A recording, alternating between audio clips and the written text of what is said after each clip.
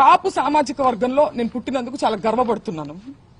అయితే ఇవాళ మీ బలం చూసుకొని కాపు కులస్తులందరూ ఆళ్ల పట్లే ఉన్నారు అనే ఒక బలాన్ని చూసుకొని ఇవాళ కాపు మహిళలమైన మమ్మల్ని తిడుతూ కాపు అనే కుల ప్రస్తావనతో పాటు బూతులను జోడించి లకారాలు జోడించి మమ్మల్ని తిడుతూ స్త్రీలని మా ఇంటి మీద దాడి చేసి ఇవన్నీ పగలగొట్టారు. దీనికి పవన్ కళ్యాణ్ గారి బలము అడ్వాంటేజ్ గా తీసుకున్నారు వాళ్ళు. కాబట్టి పవన్ కళ్యాణ్ గారు బాధ్యత వహించి దీన్ని ఖండించాలి.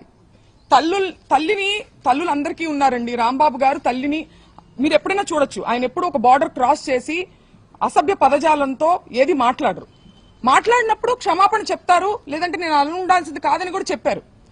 మీ తల్లిని అన్నది ఎవరు? పవన్ కళ్యాణ్ గారు. తల్లులనే సాంప్రదాయం ఎక్కడుందో మీ మనసుకు తెలుసు. పురంధేశ్వర్ గారు మాట్లాడుతూ చంద్రబాబు నాయుడు గారు తల్లిని అన్నారని చెప్పి ఆవిడ అన్నారు. నేను చూశాను ఆ వీడియో. నేను ఒక మహిళగా అడుగుతున్నాను, చంద్రబాబు నాయుడు గారు జగన్ గారిని మీ పుట్టుకే తప్పుడు పుట్టుక అని అన్నారు. ఇందులో జగన్ గారి తల్లిని అన్నట్టు కాదా?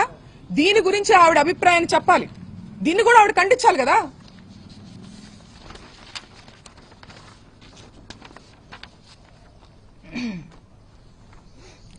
ఒక్కటే చెప్పదలుచుకున్నానండి, మేము వైసీపీ పార్టీ అని చెప్పి ముద్రేసి ఇవాళ పార్టీ అధికారంలో లేదని చెప్పి మేము బలహీనులం అని చెప్పి మా మీద అటాక్ చేస్తూ ఇవన్నీ చేస్తున్నారు. కానీ మీరందరూ గుర్తుపెట్టుకోవాల్సింది ఒకటి ఉంది. అన్నిటికీ మించి ఇది తిరుపతి లడ్డు విషయం దగ్గర మొదలైంది. మేము అన్నిటికీ మించి మా నాన్నగారు దేవుడు పార్టీ నిజాన్ని మాట్లాడారు. దాన్ని డైవర్ట్ చేసేదానికి ఆయన క్షమాపణ చెప్పినప్పటికీ కూడా ఇటువంటి దాడులు చేసి భయపెట్టి ఆయన దేనికి భయపడరు కాబట్టి ఇంట్లో స్త్రీల మీదకి వెళ్తే ఆయన భయపడతారనే ఒక చీప్ టాక్టిక్ ని ప్రదర్శించి ఇవాళ మా ఇంటి మీదకి వచ్చారు.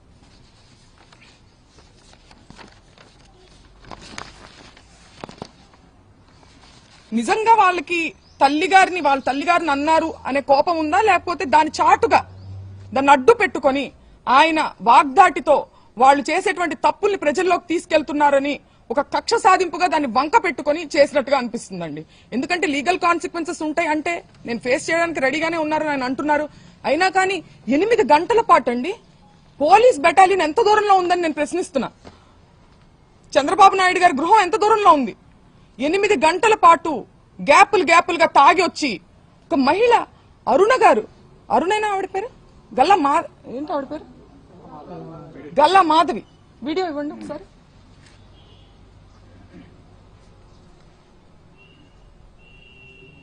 ఈ రోజు మేము ఖచ్చితంగా దాడికి దిగబడ్డాము. మేమందరం కూడా ఈ రోజు మేము ఖచ్చితంగా దాడికి దిగబడ్డాము. మేమందరం కూడా ఈ రోజు మేము ఖచ్చితంగా దాడికి దిగబడిందంట ఆవిడ. ఈ రోజు మేము ఖచ్చితంగా దాడికి దిగబడ్డారంట ఆవిడే చెప్తున్నారు. ఎవరి మీద దాడికి దిగబడ్డారు? మహిళల మీద దాడికి దిగబడ్డారా? మహిళలతో ఇది సమంజసమా? మహిళల కోసం పోరాడుతూ ఆవిడకి నేను ఒక్కటే చెప్తున్నా, మీకు కుటుంబం ఉంది, మీకు పిల్లలున్నారు, మిమ్మల్ని పావుగా ఉపయోగించుకుంటున్నారు. మిమ్మల్ని ఏ ఎమ్మెల్యేలు అయితే మిమ్మల్ని మా ఇంటికి పంపించారో వాళ్లే రావచ్చు కదా. వాళ్ళు రాకుండా మిమ్మల్ని పంపించారంటే మిమ్మల్ని బలి పశువుని చేస్తున్నారు. 40 ఏళ్ల రాజకీయ అనుభవం ఉంది మా నాన్నగారికి. నా చిన్నప్పటి నేను పుట్టిన సంవత్సరానికి ఆయన ఎమ్మెల్యే. నా చిన్నప్పటి నుంచి నేను రాజకీయాలు చూస్తున్నా. ఎన్నో గొడవలు చూసాం, పోలీసులు చూసాం. కానీ ఇంత నీచమైన రాజకీయాన్ని ఎప్పుడు చూడలేదు.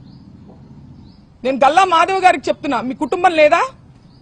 మీ భర్తతో సహా వచ్చి స్త్రీల మీద దాడి చేశారే, మీ కుటుంబం లేదా? మీకు పిల్లలు లేరా? మిమ్మల్ని ఎందుకు పంపించారు? మిమ్మల్ని బలి పశువుని చేస్తున్నారు. వాళ్లే రావచ్చు కదా, మిమ్మల్ని పంపించిన వాళ్లే జనాన్ని వేసుకుని రావచ్చు కదా. ఆలోచించుకోవాలి. మీ మనస్సాక్షికి వదిలేస్తున్నాం దీన్ని.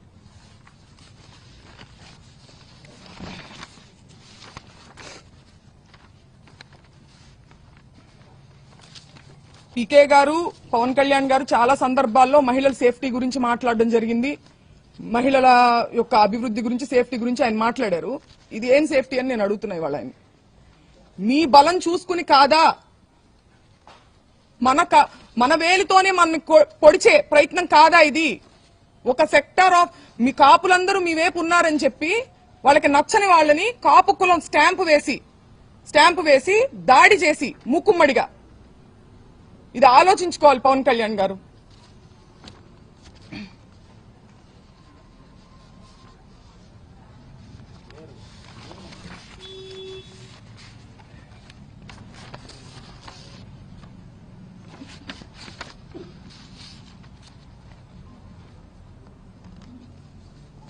కుటుంబాన్ని టార్గెట్ చేయడం, కుటుంబంలో మహిళల్ని టార్గెట్ చేస్తే అంబటి రాంబాబు గారు భయపడతారు అనుకోవడం, ఆయన దేనికి భయపడట్లేదు, నేను అరెస్టుకు భయపడను, నేను రెడ్ బుక్ కు భయపడను అని ఎందుకన్నారు?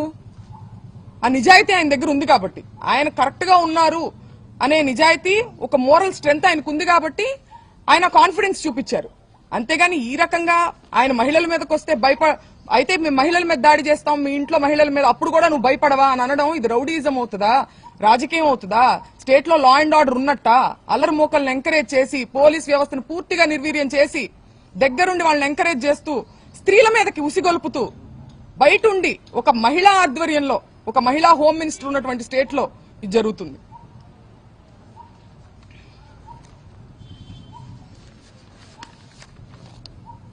ఇంకేమన్నాడు కదా? రాంబాబు గారు రాత్రి కోర్టులో చెప్పి నన్ను ఫిజికల్గా ఇబ్బంది పెట్టారు, నన్ను కూర్చోబెట్టి నన్ను బాగా ఎక్కేశారు. అవును, ఏమన్నారు? ఏం చేశారు? మేము కూడా ఉన్న మాట నిజం, కాకపోతే ముందుగా ఉండి మాట్లాడుతున్నారు, మాకు సరిగ్గా వినిపించలేదు. బట్ మాకు ఎమోషన్ అయితే అర్థమైంది, ఆయన చాలా ఇబ్బంది పడ్డారని, వారిని ఇబ్బంది పెట్టారని చెప్పి అర్థమవుతుంది. అంటే ఏంటంటే ఇప్పుడు మనం ఎంత మేధస్సు, ఎంత చదువు, ఎంత డబ్బు, ఎంత పలుకుబడి సంపాదించినా సరే ఇంకా మేము బేబస్ జరిగింది కదా, మరి మీ తరఫున ఒక కేసు కూడా మీరు ఇవ్వలేదు? తీసుకోలేదండి, తీసుకోలేదు. మేము పెట్టడానికి ప్రయత్నిస్తున్నాం, పెట్టారు ఆల్రెడీ, ఇప్పుడు కూడా మేము పెడతాము. మా మదర్ కూడా సెక్యూరిటీకి ఇమీడియట్ గా 8 గంటల పాటు జరిగిందండి ఇది దాడి. అంటే ఏదో ఒక క్షణంలో వచ్చేసేసి దాడి చేస్తే వెంటనే పోలీసు వచ్చి కంట్రోల్లో తీసుకోలేకపోయారంటున్నా, తీసుకోలేదు, కావాల్సి తీసుకోలేదు. ఎందుకంటే 8 గంటల పాటు జరగదు కదండి. ఒక లా అండ్ ఆర్డర్ ఉన్న స్టేట్ లో ఎంత దూరం ఉంది ఇక్కడ నుంచి? డీజీపీ ఆఫీస్ కావచ్చు, లేకపోతే పోలీస్ బెటాలియన్ కావచ్చు, ఎంత దూరంలో ఉంది? వాళ్ళు కంట్రోల్ చేసుకోవాలంటే కంట్రోల్ చేయొచ్చు కదా. ఆ రోజు దాదాపు పోలీసులు కూడా ఇక్కడే ఉన్నారు, వాళ్ళు ఎంతమంది ఉన్నారో రౌడీలు, పోలీసులు కూడా అంతే మంది ఉన్నారు. ఎందుకని కనీసం లాఠీ చార్జ్ చేయడం కానీ ఏమి చేయలేదండి, ఏమి చేయలేదు. మేము వింటూనే ఉన్నాము, వాళ్ళు వాళ్ళ వెనకాలే ఫాలో అవుతా వస్తున్నారు, ఊరికే కంట్రోల్ చేస్తున్నట్టుగా యాక్షన్ చేస్తున్నారు. మేము పైన బెడ్రూమ్ లో ఉండడం జరిగింది, చుట్టూ పగలు కొట్టుకుంటూ వాళ్ళు ఒక్కసారి కూడా కంట్రోల్ చేసినట్టు నాకు మాట కూడా వినిపించలే. కనీసం మాకు అన్ని వినిపిస్తున్నాయి, వాళ్ళ అరుపులు, వాళ్ళు తిట్టే బూతులన్నీ కూడా మాకు వినిపిస్తున్నాయి. టోటల్ గా అసలు ఆ రోజు